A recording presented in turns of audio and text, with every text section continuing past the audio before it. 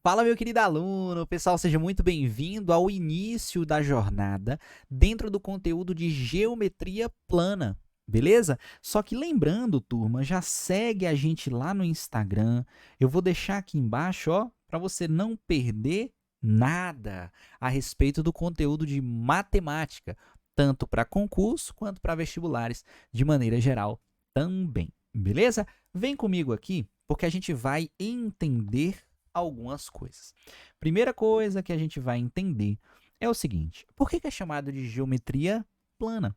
Turminha, aqui a gente vai trabalhar figuras compostas apenas de duas dimensões, tá? E todos os componentes que a gente tem dentro disso daí. Então é por isso que na parte de geometria plana a gente tem o costume de trabalhar com isso aqui bastante, ó.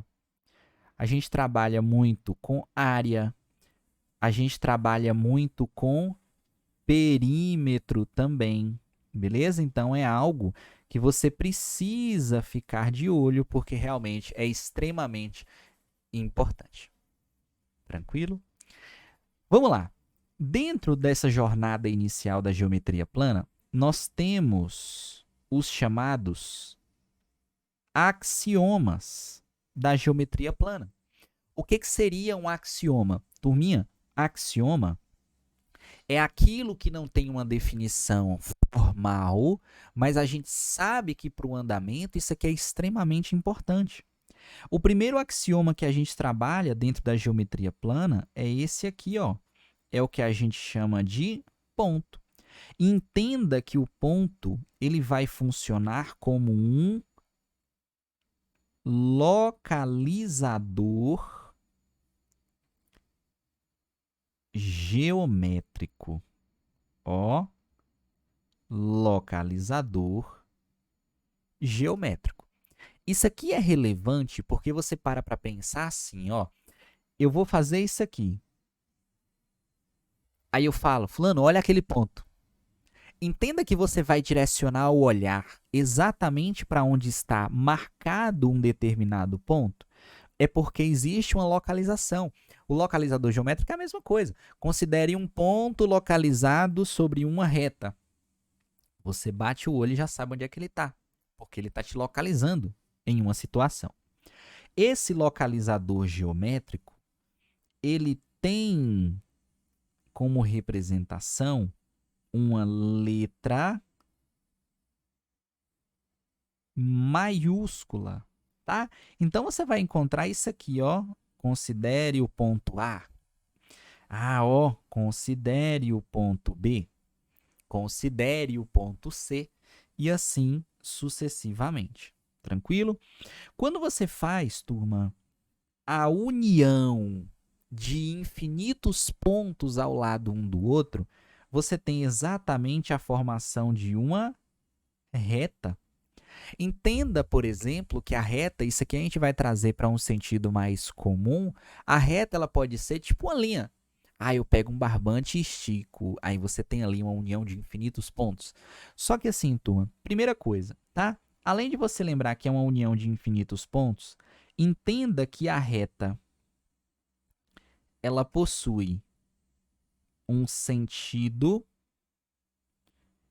ela possui uma determinada orientação. Quando eu falo sentido, orientação, direção, enfim, é você pensar assim: ah, eu tenho uma reta que ela está na horizontal, ela está ali crescendo para ambos os lados. Eu tenho uma reta que ela está indo na diagonal, ela está indo na vertical, ela está indo inclinada em tantos graus, a gente vai ver ao longo do tempo. Mas eu tenho essa ideia aqui, sentido e orientação. Beleza? Vamos lá. A uma reta você vai atribuir uma letra o quê? Minúscula. Ponto. Turminha, a gente pode colocar uma reta, por exemplo, assim, ó. Olha que interessante o que eu vou falar para você aqui agora. Ó, marquei. Tá vendo que na minha representação eu tenho duas setas que estão assim, isso aqui é para indicar para você que ela continua crescendo, tanto nesse sentido quanto nesse sentido aqui também. Beleza? Então, existe isso daí. Ian significa falar que não tem fim? Não, tá? Aqui você tem essa observação, turma, ó. Apesar de você ter o sentido e a orientação, o que que acontece? Não tem início e não tem fim. Beleza? Por isso, a gente tem isso daí. Show de bola?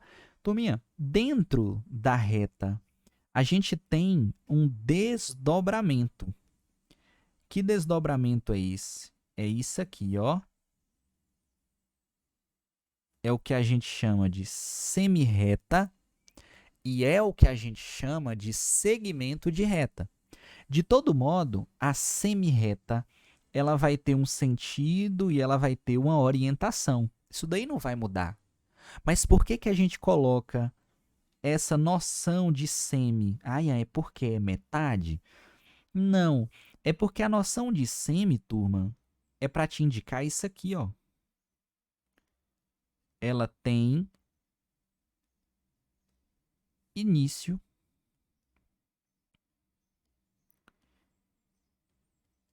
e não tem fim. Como que eu indico o início da semirreta? Um ponto, exatamente. Porque percebe que quando você está vendo aquele ponto, ele está te localizando geometricamente o início daquela reta. Por isso que se torna uma semirreta. E aí você vai ter algo dessa forma aqui. Você tem um ponto e você tem o sentido e a orientação dela, tá? Ó, razão. Tanto a reta quanto a semirreta é letra minúscula, tá? Você vai ver um outro desdobramento aqui agora.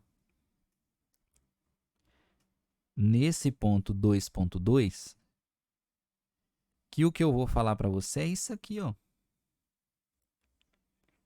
Existe o chamado segmento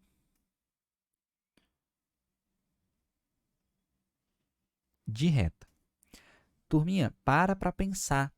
O que é um segmento de reta? Ó, a gente viu que uma reta não tem início e não tem fim, cresce infinitamente para o lado que está sendo indicado. Um semirreta, ela tem início, mas não tem fim, eu indico por um ponto. E o segmento de reta? É porque, turma, o segmento de reta, você pode encarar dessa forma. Ó. Você pode encarar como um pedaço de uma reta. Se é um pedaço de uma reta, significa falar que tem início e tem fim? Com certeza, tá? Então, ó, tem início e tem fim, tá bom? Como que você representa? Vamos lá. Eu não vou ter uma setinha, não. Eu tenho apenas o pedaço dela. Nesse caso, eu estou indo de A até B. Turma, como que você representa um segmento de reta? E isso acontece demais no enunciado de geometria plana. Ó. Eu estou indo de A para B no formato de um segmento de reta. Então, isso daqui é a nossa representação. Ponto. Beleza? Sempre que você vê duas letras maiúsculas e um traço em cima, é indicando o início dela e o fim dela. Por isso que você tem apenas o pedacinho, tá bom? O nosso terceiro axioma é só para que você entenda que toda a construção é feita em cima de um plano. Turminha, o plano ele vai funcionar como o quê? Região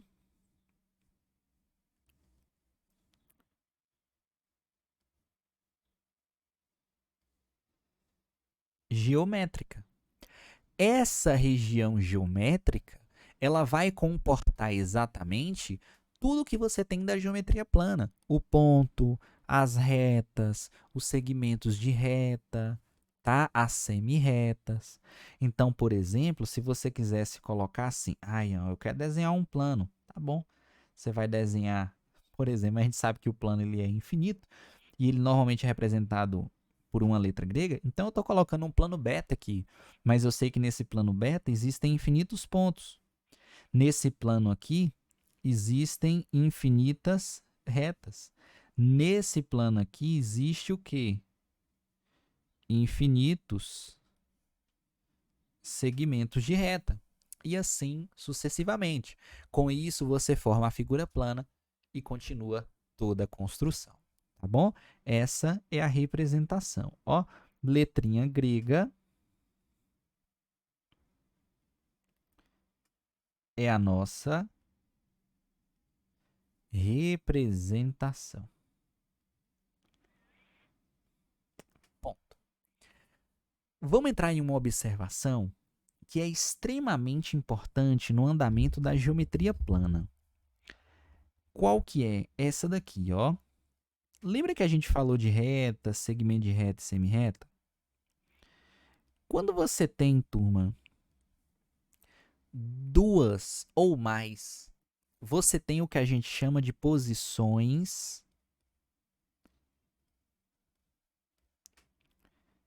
relativas entre retas. Como assim posições relativas? Vamos perceber. A primeira posição relativa é essa daqui, ó. A gente coloca como reta, mas você pode desdobrar. A gente chama de retas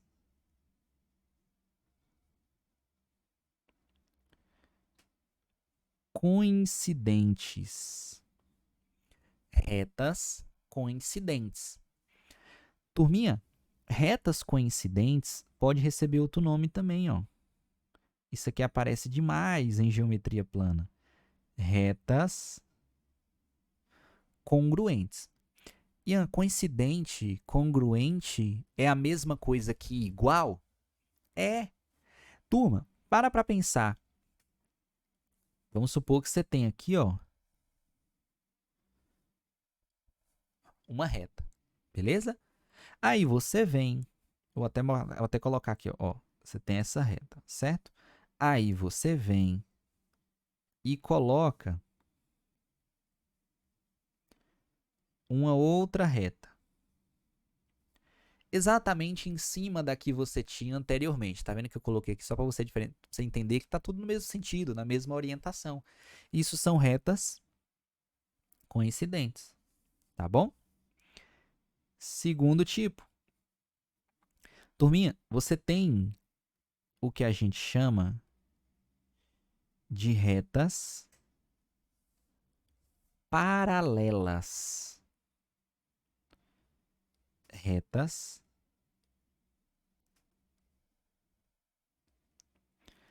paralelas. A ideia de reta paralela é muito bacana, tá? Imagina que você tem duas retas. Eu vou até colocar aqui, porque aqui vai ser as nossas observações a respeito das retas. Ó, eu vou traçar a primeira reta. Pam. Beleza, foi. Eu vou vir aqui embaixo, aqui, e eu vou colocar uma outra reta. Olha as duas retas. O que elas têm em comum? Não tem início e não tem fim. Beleza? Porque é reta. Mas você consegue perceber que elas têm a mesma orientação, mesmo sentido e direção? Essa aqui entra como observação. Ó. A primeira característica para ser reta paralela é essa. Você vai anotar assim, ó, mesmo sentido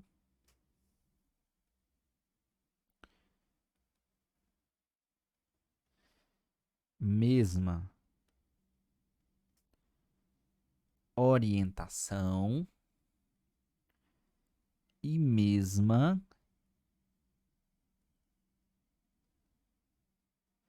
direção, tá bom? Você vai ter, olha o foco, você vai ter essa característica aí, tranquilo? Segunda coisa é isso aqui, ó, turma. Você vai perceber que irá existir a mesma inclinação entre as retas, tá?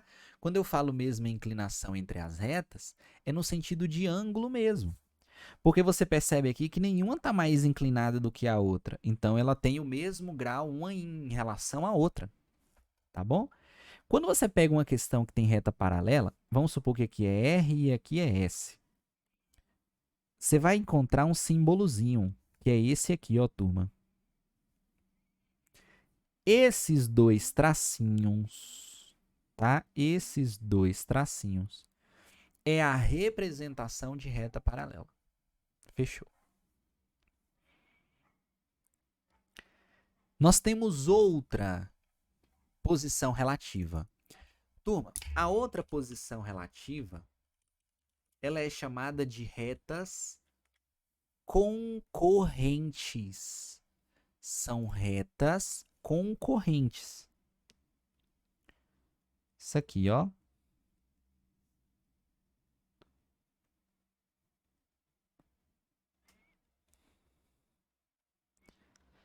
Como que você enxerga uma reta concorrente? Fácil. É isso aqui, ó.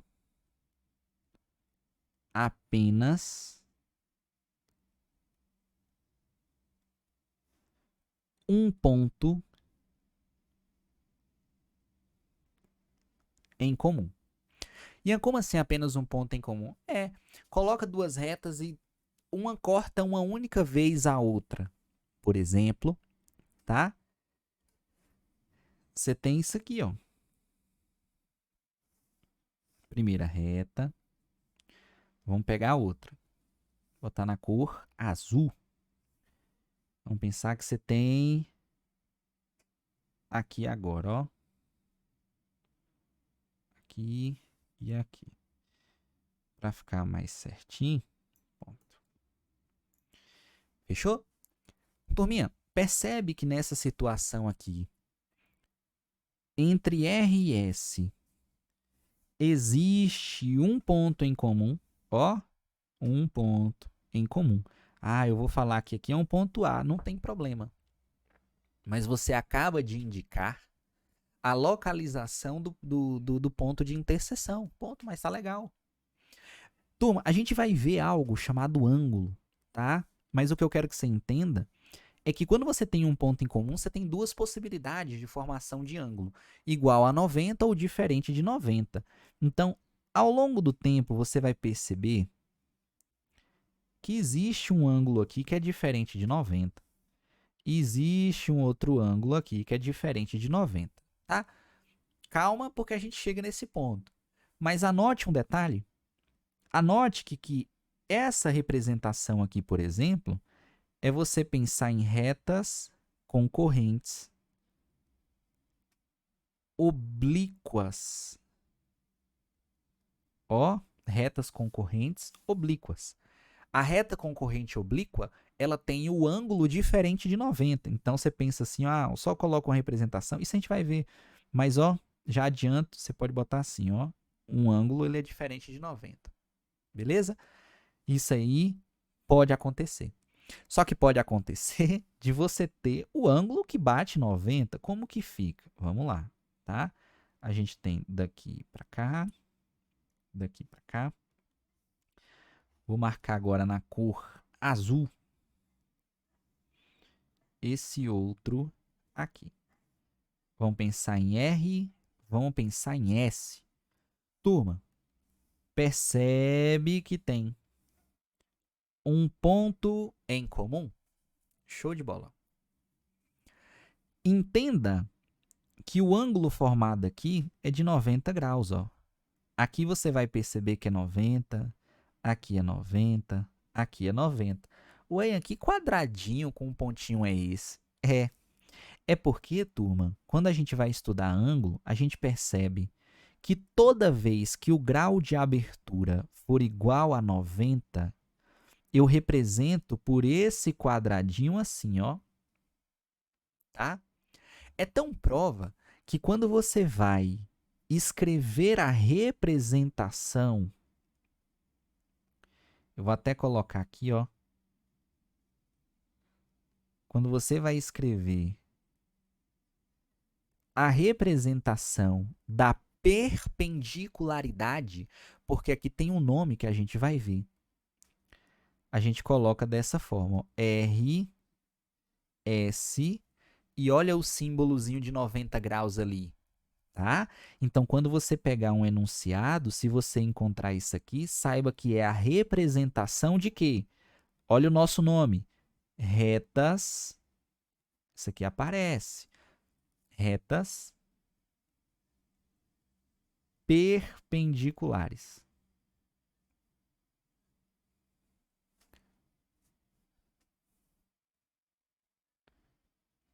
Retas perpendiculares. Pronto. Tranquilo? Turma, a gente vai ficando por aqui nessa primeira parte da geometria plana. Lembrando que a gente viu as noções iniciais, a gente viu os axiomas, ponto, reta, desdobramentos, plano, posições relativas entre retas. Parece aquela coisa assim maçante? Eu sei, tá? Agora, acredite, isso daqui você carrega toda a geometria plana, toda a geometria espacial, toda a geometria analítica também. Então, é um conceito que, de verdade, você carrega muito e muito tempo no seu estudo aí sobre geometria. Então, tem que aprender. Tranquilo? Fiquem com Deus. Que Deus abençoe a vida de cada um de vocês. Segue lá no Instagram, @professor Ian Ribeiro. Beleza? Fui!